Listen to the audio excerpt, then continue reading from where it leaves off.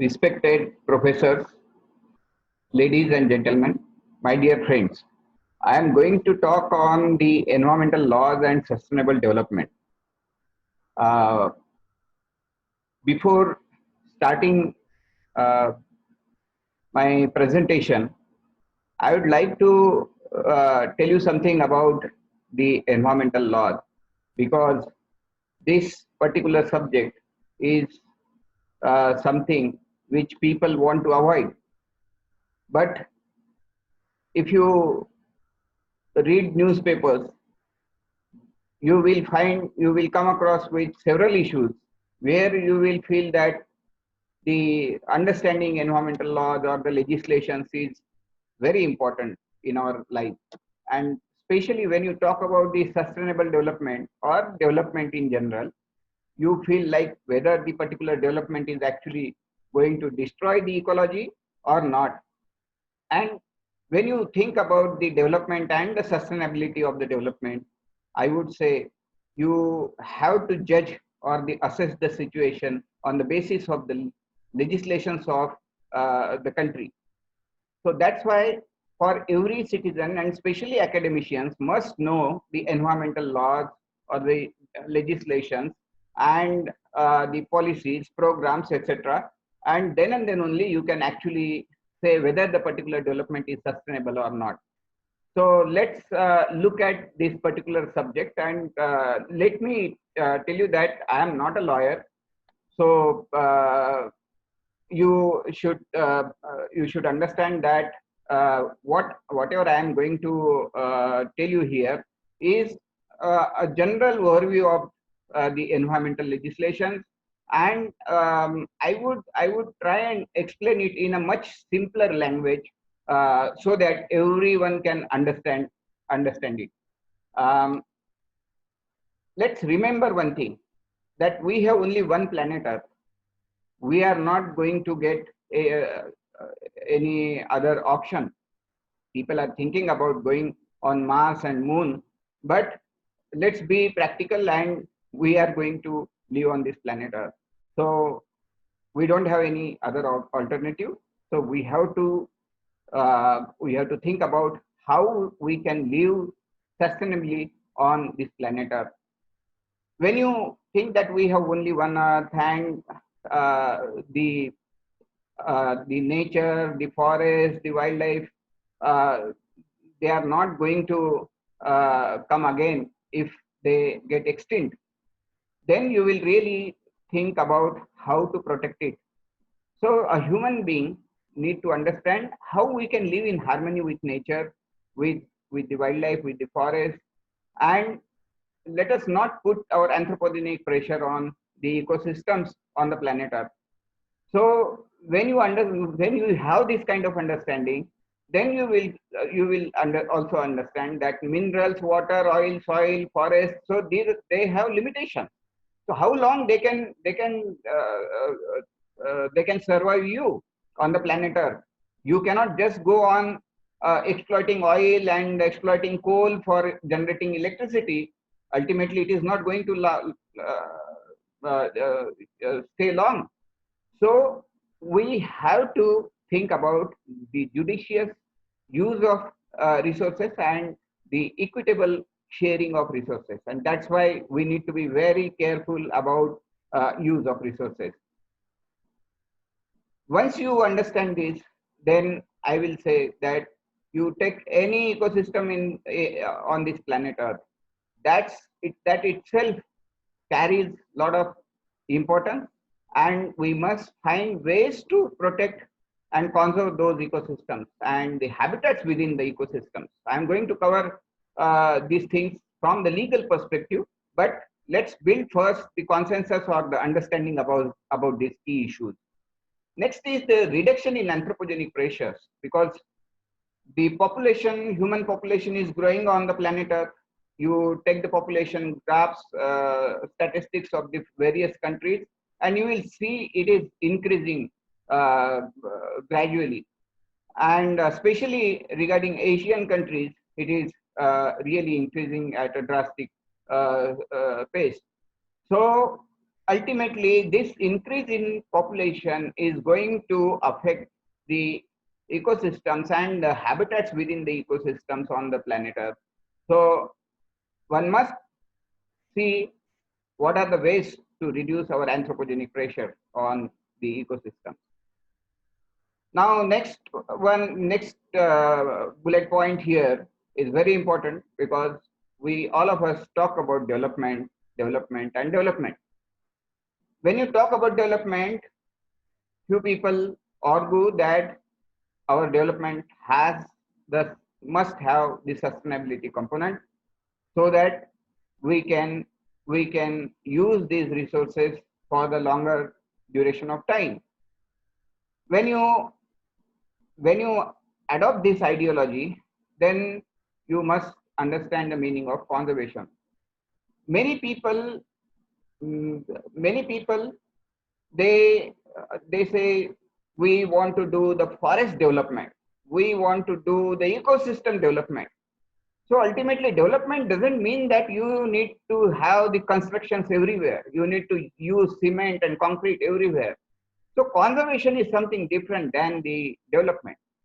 So if we don't understand the development and the conservation, then actually we miss the sustainability in the whole domain.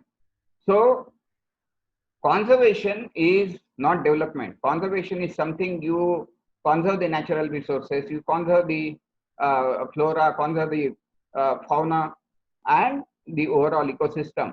So even if you are developing road, electricity, other civic amenities in the particular landscape, still you have to assess its impact on the habitat and the ecosystem.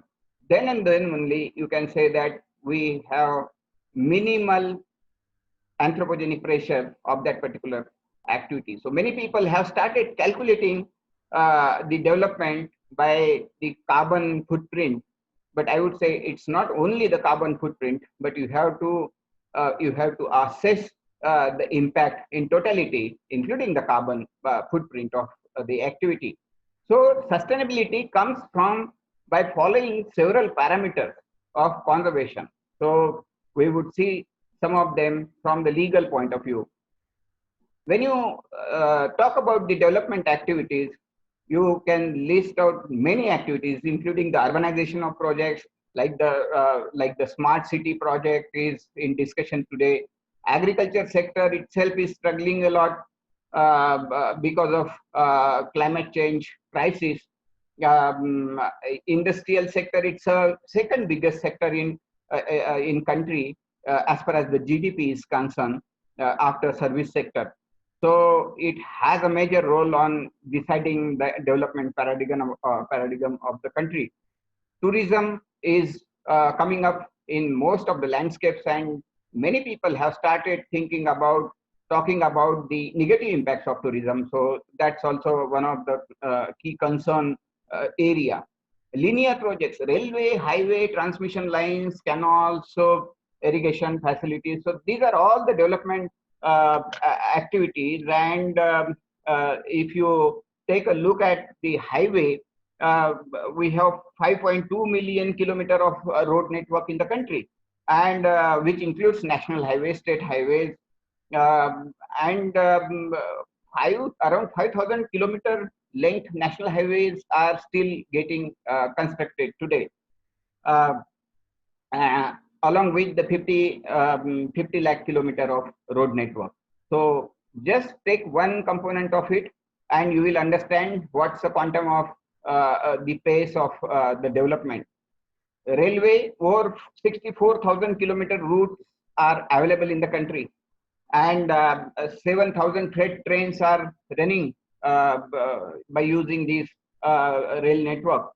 We are third largest network in the world.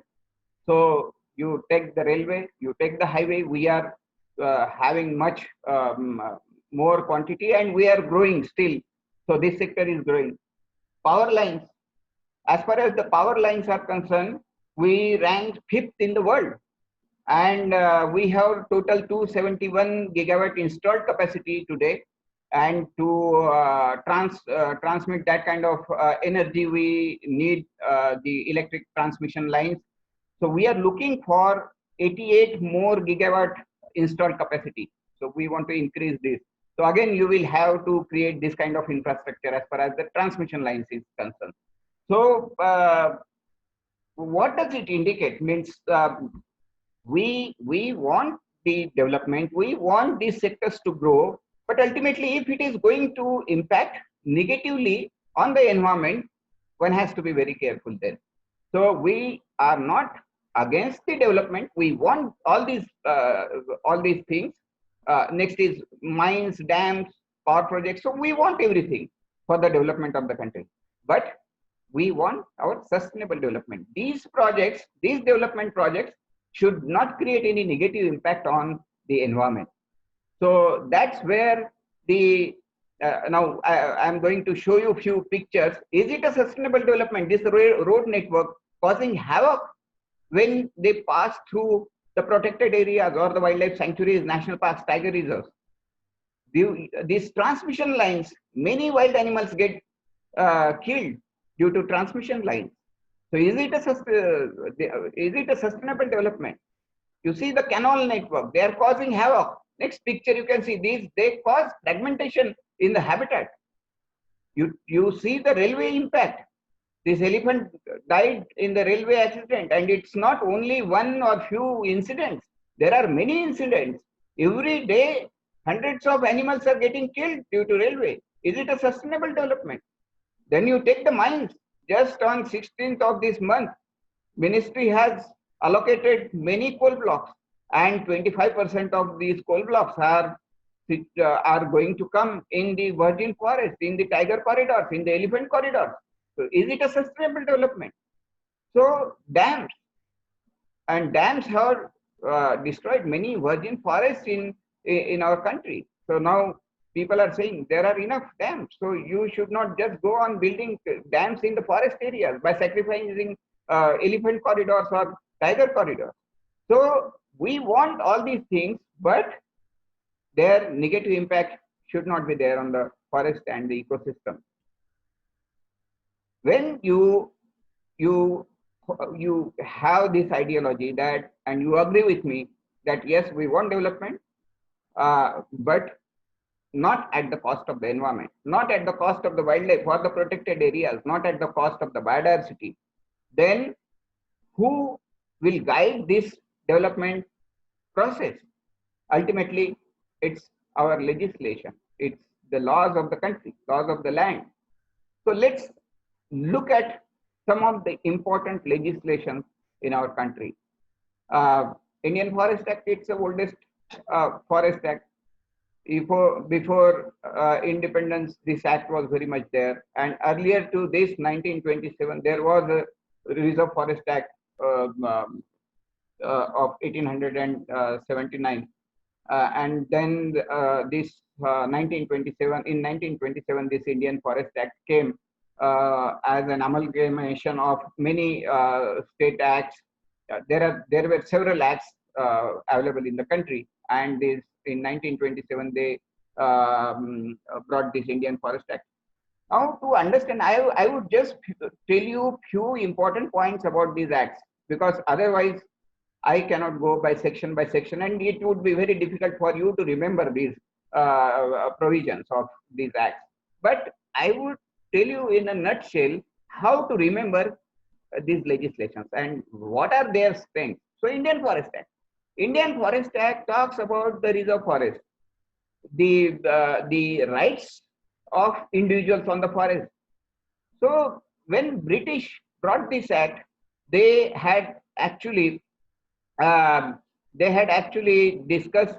Uh, uh, they had actually when British brought this act, they they decided that the how much is the total human population in this country, uh, what how much forest you would require, and then even if they wanted to protect everything, it was not possible for them. So they decided that for this generation and future generations to come, it's essential that this country must have 33% forest. So then how many areas can be identified to be protected? So they decided that some of the areas must be kept reserved for future generations to come. And that's where the term came, reserve forest. Reserve means it's natural forest, and it should be protected for future generations. So not to be harvested, not to be it should be conserved just for future generations. So reserve forest. So that's why the provisions of this Indian Forest Act is very stringent, are very stringent for harvesting or for using the forest land. Uh, so one must understand why forest means most of the politicians blame Indian Forest Act that this is anti-development. It is not anti-development. It is actually protecting your forest, reserve forest, which is not for you. It is for next future generations to come. And that's why this act is very stringent. By implementing this act in totality, you are going to actually protect the watersheds of this country, because this country and different sectors which I explained just now, they are all depend upon the water, and water comes from the forest. So by just by protecting forest, you are going to get water and the means for the development of this sector. So Indian Forest Act is the heart of our sustainable development. So one must respect this act. So this act talks about the reserve forest, and if at all you require to use the forest area, then how to do that? And if you violate it, then what are the punishments or provisions of the punishment?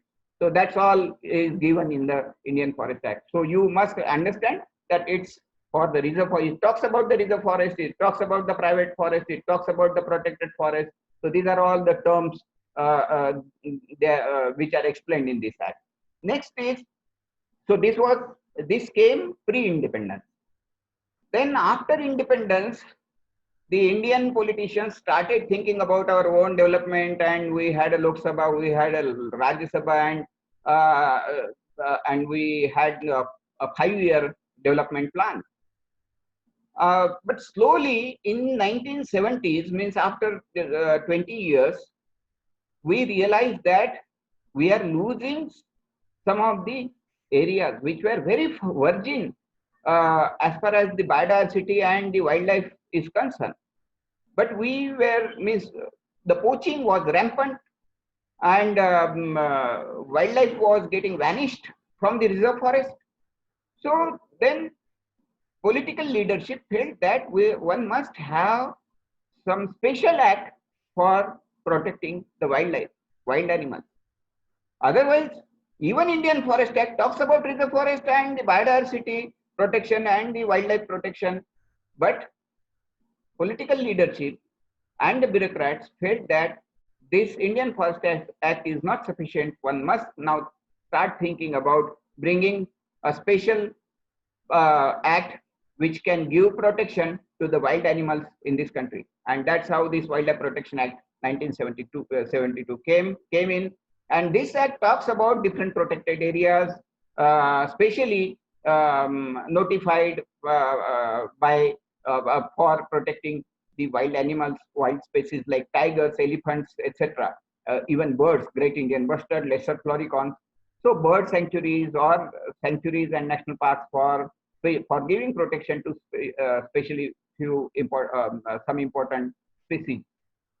So this act talks about the protected areas, which include sanctuaries, national parks, conservation reserves, community reserves, then the biosphere reserves, now this act is amended in 2006, and the special chapter has been added for giving protection to the tigers. So Tiger Reserve has got the legal sanctity now, which includes some sanctuaries and national parks, of course. But this act talks about the management of all these protected areas. I mean, if at all you want to have some developmental activities inside the protected areas, then what are the restrictions? If somebody is killing the wild animals, or if some project is actually having negative impact on the wild animals, so how to deal with it? So that's all is covered in Wildlife Protection Act. The third act is 1980 Forest Conservation Act. And if you want to remember this act, I would tell you one interesting story. After independence, mostly Congress government was ruling in this country. And in 1980, that means from 47 to 80, roughly you can say 30 years. So after 30 years of development, the political leadership of this country felt that the state governments are actually misusing our forest land, because forest should be protected for future generations. Then why state governments are actually demanding more forest land for bringing dams, constructing roads, highways, etc.? So why do they require more forest land? Why don't they bring all these developmental activities on the revenue land or the private land? Why are they requiring demanding more forest land? So if you are going to allow in such fashion, then ultimately the forest lands would be vanished in no time. So the Union government brought this Forest Conservation Act in 1980, and this act, I will tell you, it is just one paragraph act, and this says that nobody can deviate forest land for non-forestry purpose without the permission of the central government. So before enacting this particular act, the state governments were allowed to even deviate some of the forest lands for this development purpose. But after this act, now the powers came to the central government. So lands are with the state government. Forest lands, including revenue lands, all these lands, they come with the state government. But this act empowers the central government, and for carrying out, means it's not that the state government cannot deviate the forest land. They can definitely deviate the forest land for some development purpose, but they have to apply to the government of India, get the permission before they deviate that particular land. So this is very simple act, 3-line act, that no state government can deviate forest land without the for the development of non-forestry purpose, without the clearance from the government of India. So, and if you do that, then there are severe punishments, including the punishment on the government officer. So that's why people are very scared about the Forest Conservation Act. So let me tell you that this is not anti-development. Forest Conservation Act is not anti-development. Many politicians say because of this act, our development has stuck up. It's not fact. It's not true. The next act is Environment Protection Act 1986. So this year itself tells you what was the need, what was the requirement of bringing this special act for protecting environment. Was Indian Forest Act was not sufficient? Wildlife Protection Act was not giving enough protection to our sanctuaries, national parks, and biodiversity hotspots in this country? Forest Conservation Act was not able to protect the forest land? Yes, it was.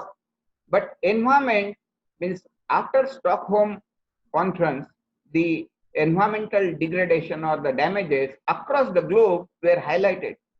And Indian government thought that now, if you have to follow the pace of development as other countries are looking at, and if you see their norms of environmental protection, India also must have its own Environment Protection Act, so that we can also take care of our environment, the air, the soil, the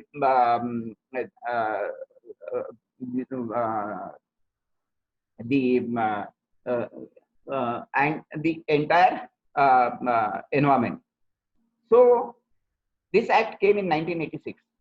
Now, what is given in this particular Environment Protection Act for protecting air, soil, and everything?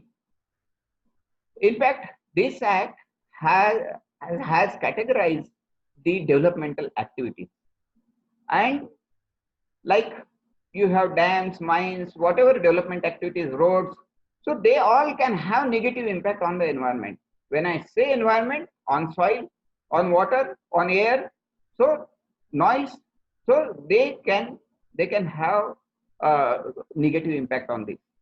So they have categorized these activities and the areas, like this Environment Protection Act has issued some notifications. One notification is issued in 1994, and this is Environment Impact Assessment Notification 1994. This notification has described the public hearing. Okay, so public hearing, that means people's participation was made mandatory and possible through this particular legislation. So people can directly discuss about the negative impact of any project, developmental project, and then they can also give suggestions, they can submit their grievances. So that window was made available in the Environment Protection Act. So now in public hearing, you can, the project proponent has to prepare the environment management plan, etc. And then it is available to people for comments, and you can give suggestions, and then comprehensive final environment impact assessment plan would be prepared, and then the industry or the particular project proponent has to follow that plan. So that's all given in this Environment Protection Act. After 1994 notification, now 2006 notification is available, and in 2010 some modification amendments have been done. So these are the three notifications, and now again Government of India is actually going to amend this Environment Protection Act, and this is in discussion, and civil society groups are making allegation that Government of India want to dilute Environment Protection Act by making these amendments. So if those who are more interested to know it, we can discuss it further. But right now I'm just stopping here. But next act came in 2002, and that's National Biodiversity Act. Why then Indian government thought that there should be another act like the National Biodiversity Act? Not these previous acts were not able to make any impact, means positive impact as far as the biodiversity, protecting biodiversity is concerned. Yes, they were of course doing it, but by this time in 2002, already several conferences, international conferences took place, and the issue of biodiversity was discussed at length. And biodiversity, flora, fauna, all these species were deteriorating, and many species were going to extinction because of some known and unknown activities. So Government of India has brought this act to give special protection to biodiversity. This act does not actually enforce too much. There are no penalties, means not very serious penalties, etc. involved in this. But this encourages more or less the management of resources, the management of biodiversity. So it talks about the declaration of biodiversity hotspots in different states. They have the National Biodiversity Authority, which regulate everything. Then they have the state level biodiversity boards, which decides about the biodiversity conservation scenario of the planning of the state. And then they have the BMCs at the village level, biodiversity management committees. And you must be familiar with latest NGT order, which says that every state government has to make sure that they form the BMC at the village level, and all these BMCs should make the inventory of biological resources in the form of PBRs. So People's Biodiversity Register. So whatever knowledge is available in the domain of in the public domain, so that must be documented, and then make sure you should have some schemes or plans for the protection of these biological resources. Next act is Forest Right Act, and this act came with different philosophy of giving rights over the forest areas around the villages. If your village has got the forest around it, then the rights, community rights. So it talks about three rights: community rights, the individual forest right, and the wildlife rights. So wildlife rights uh, can be given in the wildlife area, and so it's called critical wildlife habitat. So like sanctuaries and national parks, you can declare that the entire sanctuary or a national park as a critical wildlife habitat, or part of it as a critical wildlife habitat. So this process is right now going on in the country. But individual forest rights and community forest rights. So first of all, I will tell you about the community forest rights. Community forest rights are given to the entire village. So whatever forest land is available around the village, community has the right for what? Right for harvest? No, right for management. So when you talk about management, first thing they have to see that the forest is conserved, all the wildlife species are conserved, flora, fauna, everything is conserved. So first of all, they have to document what is there, and then they have to make sure that it will be there. So they have to write certain management practices, management plan, and then definitely they can think of harvesting. But right now, what I see, people are thinking that now the forest rights have been given to the community for harvesting. So it's not like that. It is for the management. So community rights, then individual rights. So if you have given community right over 80 hectare land, forest land around the village, so that means that entire forest is owned, the property of the village. So village has to manage it. But few villagers go beyond it and grab the forest land for their individual purpose, and then they claim. So under this act, they can claim their individual right over the piece of forest land, and that's what is happening today. So in fact, such kind of encroachments, after this, they have given the cutoff date 13 December 2005 is the cutoff date. So after that, nobody can encroach upon the forest land. But till today, the encroachments are going on because people are more interested in individual rights rather than thinking about the community rights. So all individual rights after 2005 cutoff date are actually encroachment above on the community rights, because then community rights would be less and individual rights would be more. So that's what is the Forest Rights Act.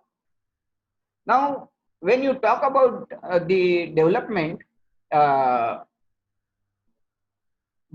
activities, what we have seen just now, for conducting any development activity, you need some forest land if it is coming in the forest area. So if you want forest land, then you require forest clearance under the Forest Conservation Act. If your project is going to have negative impact on the environment, then you must have the environmental clearance. So for environmental clearance, you have EAC, Expert Appraisal Committee, and State Expert Appraisal Committee for assessing your project. So you need environmental clearance. And third is the wildlife clearance. If your project is coming in the protected area, then as per the Wildlife Protection Act, you have to apply to the State Board for Wildlife and the NBWL, National Board for Wildlife Standing Committee, and get the wildlife clearance. Now, if your project requires forest land, as well as it is going to impact the environment, and it is also coming inside the national park or a sanctuary, then you require all these three clearances. And if you have rejected one of them, your project would be rejected.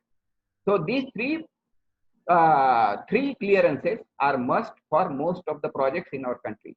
So that's how the Indian government and these legislations have ensured that any project should go through these processes, so that they have no or very less or minimal impact on the environment or the nature or the wildlife or the forest or the protected areas or the biodiversity. Now, what is their scope? All these committees under the different legislations and and you require these clearances. But all these things are applicable to your existing projects as well as proposed projects. So people most of the time forget about this. They feel that if you are going to propose some project, it definitely requires these three clearances. But for existing projects, because they are more damaging, and previously nobody thought about how to mitigate these projects if they are having negative impact. So roads have been built, national highways have been constructed, dams have been built without thinking about their negative impact on the environment or the biodiversity. So that's why today many canals have fragmented your wildlife habitats, and wildlife species or their metapopulations are increasing in some areas and creating havoc for agriculture. So these are all negative impacts which again have great impact on our economy. So that's why we must understand that we have to mitigate all these things. Now, when you talk about legislations, these are not the only legislations. There are policies, there are plans and programs, which all the academicians must understand. I am going to list out some of them. National Forest Policy, 1988. So there is a forest policy which talks about protecting 33% forest cover for this country and how to do that, where is the scope, etc. So that's all discussed in this policy. During the same time, in 1988-19, there was a move that our policy should not be secluded, or they should not have the top-down approach. They should have the bottom-up approach. So we must have people's participation. And that's where they had launched one program. This is actually the program, Joint Forest Management Program, which came in 1990s, and it is still there. So state governments have issued GRs, and good work was happened due to this program. So this is one flagship program of the country which talks about protecting and managing the forest. National Wildlife Action Plan. So there is a plan which talks about protecting wildlife areas, protected areas. So how much percentage? We should have 10% geographical area of this country to be declared as a protected area, sanctuary or a national park. So that's what is mentioned in National Wildlife Action Plan. So more, if you are interested, you can read about this act. So this is available. National Environment Policy.